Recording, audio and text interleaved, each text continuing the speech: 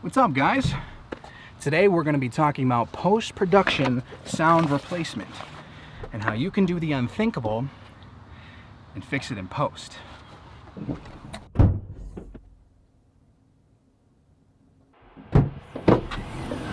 Forgot the camera.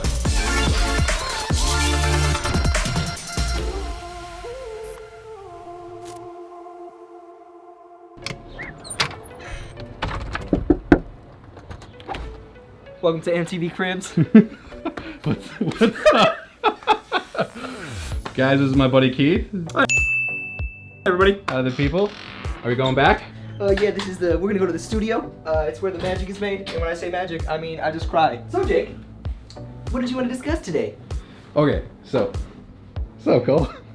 I think Cole is still recovering from our recent 48-hour film project endeavor. How you doing? You want to say hi to the people? No, he does not. So Keith is working on our next film project, which is actually going to be released sometime. Actually, by the time you guys view this video, it should be sometime that week. So, It releases Wednesday. Well, the premiere is Wednesday. We're going to release it Friday. Oh, this one? Yeah, yep. So by the time that you guys see this, in about 2 days, you should be able to see the next film that we have planned for you. You probably would have already seen a trailer. It doesn't rhyme with seek, but if it did, put your answers here. Kind of just wanted to ask you a few questions, give a little bit of insight, and see if the people are interested in that aspect of the film, because I feel like it's very important. So on that topic, can you tell us about the importance of sound in film? Music and sound evoke emotions and create immersion inside of every single film, TV show. If you're watching a video and the mouth movements don't line up, that cuts away from it. A great example of breaking immersion, right, is if anyone's ever skipped rocks on a lake. If somebody skips a rock and it makes 4 skips, and each subsequent skip sounds exactly the same, well, you're wondering, I mean, how hard did you throw that? That every single rock hit sounds the exact same. Just like every punch, every kick, I mean, especially in Seek, for example, they do not all sound the same. In one example, we actually used a duffel bag. That gives that little additional edge to allow someone to get lost in a film or TV show. So can you tell us what programs you use?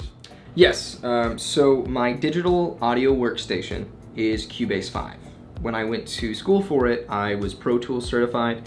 You have people that also use Adobe Audition, but most people will love what they worked with first and what they learned first, so that's why I utilize Cubase. Inside of it, I do utilize Waves Mercury bundle. That's for all of my gating, compressing, which is to make sure every noise sounds the exact same level, and EQing, which cuts in and out any bad noises that you pick up on set. Lastly, for musical composition and any kind of additional sound effects that I might need, I'll utilize Native Instruments Complete bundle. I found that a majority of people have a hard time differentiating between a real instrument and recorded instruments, which is why I utilize them. What are the first things you look at, and how do you tackle post-sound? So from a dialogue standpoint, we'll kind of load everything in.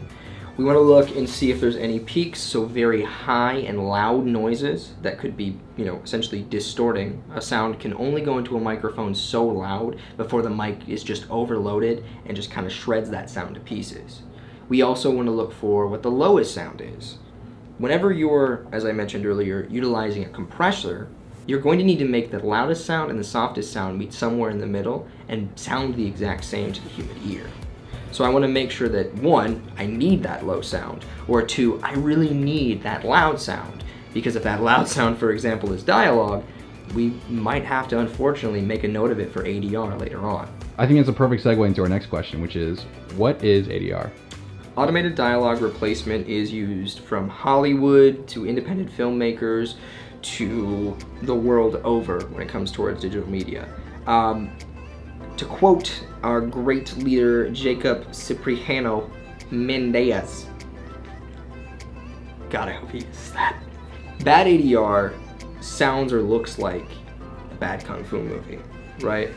It's essentially taking dialogue that maybe 1, wasn't picked up well, 2, was picked up a little too well and it was loud, or 3, maybe you have a character that's shrouded and you want to add an extra dialogue line. With automated dialogue replacement, you bring all the actors into a studio space, you make sure it is treated. You want to utilize as much of the set as you can, right? You can't always go back to the individual places such as a barn or a forest in our example, but we have treated walls in the studio that allow us to simply capture dialogue through the mic that we were already utilizing, and then we can compress that, we can give it some reverb, and we can make it sound natural to the listener. All right, before we go, do you have any tips on how we can make post-production life easier on production with sound?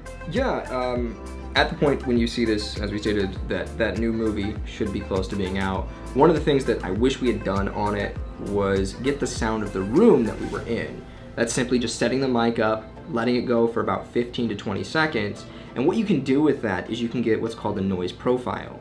When you then get the dialogue, and there's maybe a noisy car in the background, well, you already know what a noisy car sounds like. You can simply get the profile of that noisy car, and it'll take it down like 7 to 10 notches, and the dialogue will stand above all else. That'll also allow you to get a better and cleaner background noise. As you can hear in Seek, there are cicadas, there's a forest, things of that nature. And that was simply just us going, let's put it in a place, right? And allow all of the dialogue, a backdrop, to cut in and out of. Sorry, I'm just gonna interrupt here. We were ready to record on-set sound for our latest film. It's just, we made that thing in 48 hours. And so normally we would do this. We're professionals. Oh, yeah, I'm professional.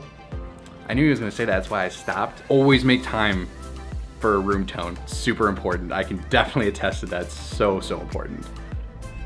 We didn't record a room tone for Seek either. Did critically submitted Seek have a room tone? You said we didn't record it. We recorded it. It was just on you to use it or not. That's a fair point. But in all honesty, like the Rode NTG was so well utilized on that set that we didn't really need it. One thing I would recommend though, above and all, like literally above and beyond, and our newest film shows it to a T, and we were laughing about it earlier, know your microphone. Know the way to position your microphone. Most people will tell you it needs to stare directly at the actor, but then when you look at the diagram, you're like, well, it's recording sound very loosely on this side, right? Really up front here, and it literally gets nothing back here. So if you're in a noisy park, for example, and there are some loud kids, don't point the side of it that picks up all the noise towards the loud kids that are super noisy, because the parents are ignoring them and just texting. People also had drones. And children. We were there first. We were there first. So yeah, room tone. I think you guys get it. We were there first. So that was a little bit on sound. Hope you guys enjoyed it. If you want more of this guy, let us know in the comments below. I think I'm gonna end it here. Well, that's about it. Very productive day. I think it's gonna turn out really nice. Never forget that it's bad to say fix it in post and depend on that idea, but if worst comes to worst, if you can't reshoot, if you can't go and re-record, it does not mean that your film is a failure. With some strong editing, some crew members with some really viable skills, sometimes, just sometimes, you can fix it in post. And on that note, please like this video up and dislike it if you didn't, and tell me in the comments below why. Hit that subscribe button and ping that little bell for notification every time I post a video, and I'll see your smiling faces in the next one.